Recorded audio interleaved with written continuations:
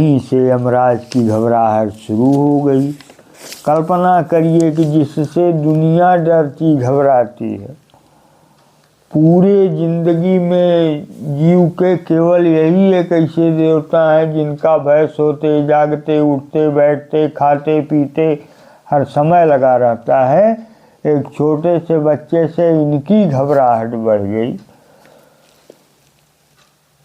और फिर उन्होंने वैसे पहले तो बड़ा धैर्य रखा, समझाया इनको और कहा कि दैवैरत्रापि विचिकित्सितं पुरा नहीं सुगे मणुरेश धर्मः।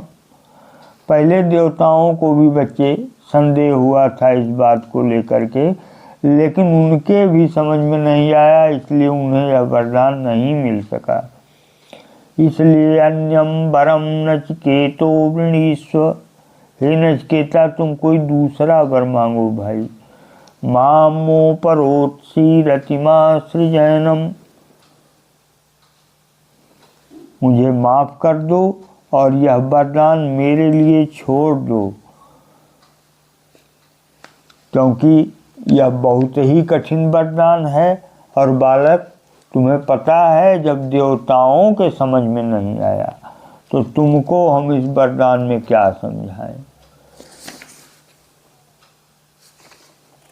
फिर उन्होंने प्रलोभन देना शुरू कर दिया। जब देखा उन्होंने कि नचिकेता बिल्कुल ही स्थिर है तो सोचे कि बच्चा है, जैसे बहका दिया जाता है कि अरे रुको भाई ये काफ़ी ले आएंगे तुमको, बाजार जा रहे हैं। बच्चे का मन मान जाता है, कभी कभी किसी बड़े खिलौने की फरमाइश कर देता है। उसी प्रकार इनके भी समझ में आया था कि नचिकेता इसे ही मान जाएगा, किंतु नचिकेता स्थिर था। उसने कहा कि दैवैरत्रापि विचिकित्सितं किल, ठीक है ये सही बात आप कह रहे हैं, निश्चित रूप से ऐसा हुआ होगा, देवताओं को भी संदेह हुआ था, मैंने मान लिया। त्वं च मृत्योयन्न सुज्ञेयमार्थ, और आप ही ने कहा यह भी मैं सही मानता हूँ कि कोई भी जो है इसे अपने सही ढंग से नहीं समझ सकता। तो सबसे बड़ी बात तो यह है प्रभु कि वक्ता चास्य त्वादिग अन्यो न लभ्यो, आपकी तरह से कोई दूसरा वक्ता भी तो नहीं मिल सकेगा। और नान्यो बरस्तुल्येतस्य कश्चित, और इस तरीके का कोई दूसरा वरदान भी नहीं है। इसलिए मैं क्षमा चाहता हूँ और आपसे चाहूँगा कि मुझे यही वरदान दीजिए। तब यमराज ने प्रलोभन देना शुरू किया उनको, जो मैंने पहले कहा था। उन्होंने पहला प्रलोभन दिया कि अरे भाई क्यों पागल बनते हो यार, अभी तुम्हारी छोटी उम्र है, खेलो कूदो। अच्छा सुनो एक बात।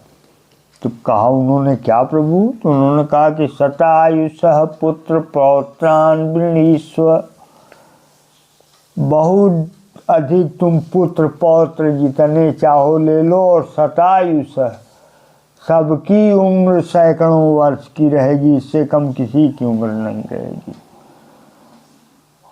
तो देखे कि वो कुछ और सोच रहा है तो आगे बोले। उन्होंने कहा बहून पशून हस्ति हिरण्यम अश्वान, बहुत से पशु ले लो, हाथी ले लो, सोने ले लो, घोड़ों को ले लो।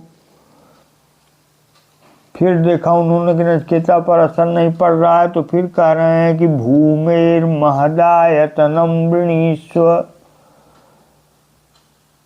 जहाँ तक कि जमीन चाहो वहाँ तक तुमको राजा बना दें, तुम्हारे राज्य के अंतर्गत उतनी पृथ्वी तुमको दे दें, वो ले लो। और स्वयं च जीव सरदो यावदिच्छसि, और खुद जब तक चाहो तब तक जियो, मैं तुमको छोड़ दूंगा, कभी तुम्हारे पास नहीं आऊँगा।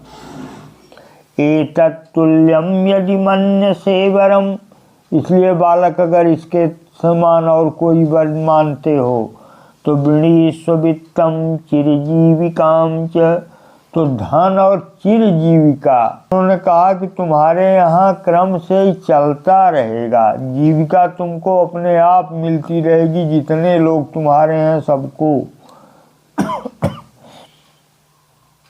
वह चाहो तो तुम मांग लो इसको। महाभूमौ नचिकेतस्त्वमेधि कामानां त्वां कामभाजं करोमि। हे नचिकेता, महाभूमि का मालिक तुमको बना दूं। महाभूमि का मालिक कहने का मतलब कि जितनी जमीन है कुल पर तुम्हारा अधिकार है। ऐसा जैसे कभी कभी होता है कि ज़मीन तो बहुत हो गई, घर मकान कई तो बनवा लिए, व्यक्तियों की संख्या कम है, लेकिन तुम्हारे लिए ऐसा नहीं होगा, तुम्हारी संख्या वहाँ बढ़ती जाएगी। और कामानां त्वां काम भाजम करोमि, और सभी कामनाओं को भोगने योग्य तुमको मैं बना दूंगा। जबकि सामान्य तौर पर व्यक्ति की यह योग्यता नहीं होती कि वो अपनी कामनाओं को भी भोग सके। तो पहले उन्होंने क्या समझाया कि कौन से काम की चीज़ें हैं। ये कामा दुर्लभा मर्त्यलोके सर्वान् कामाग्वं छन्दतः प्रार्थयस्व।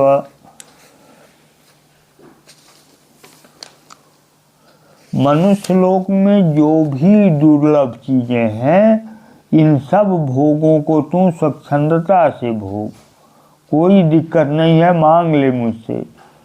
इमा रामा सरथा सतूर्या, ये स्वर्ग की जो रामाएँ हैं यानी अप्सराएँ हैं, इनको रथ और तूर्य सहित मांग ले। नहीं दृशालंभनीया मनुष्य, क्योंकि यह मनुष्य की किस्मत में नहीं है, ये मनुष्यों को कभी नहीं मिल पाती हैं। तुम हमसे मांग लो इसको, मैं तुम्हें वरदान में दे दूंगा इसके बदले में। अभिर्मत प्रत्याभि परिचारयस्व, इनसे तुम अपनी परिचर्या कराओ, जब तक चाहो, जिस अवस्था में चाहो कराओ। लेकिन नचिकेता, नचिकेतो मरणम मानुप्राक्षी, हे नचिकेता, तुम मुझसे मरण के संबंध में मत पूछो, मैं नहीं बता पाऊंगा।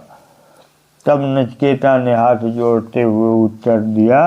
उन्होंने कहा कि महाराज, आप हमको बहका रहे हैं बालक समझ करके। मुझे पता है कि स्वभावा मर्तस्य यदंतकैतत्, ये चीज़ें कल तक नहीं रहने वाली हैं, सबका सब स्वभाव हैं। स्व माने कल, अभाव माने जिनका अभाव हो, कम हो जाए जो कल। सर्वेन्द्रियाणाम जरयन्ति तेजः, ये धीरे धीरे इंद्रियों का तेज सोख लेती हैं और बाद में वृद्ध बना देती हैं। अपि सर्वं जीवितमल्पमेव, और सबसे बड़ी बात यह है कि जीवन हमेशा अल्प ही रहता है। चाहे जितनी लंबी उम्र हो, व्यक्ति को या जीव को कम ही लगती है। तो तवैव वाहास्तव नृत्य गीते, इसलिए आपके वाहन नृत्य गीत ये सब महाराज आप रख लीजिए, हमको इसकी ज़रूरत नहीं है। हम जो आपसे पूछ रहे हैं वही आप हमको बताइए।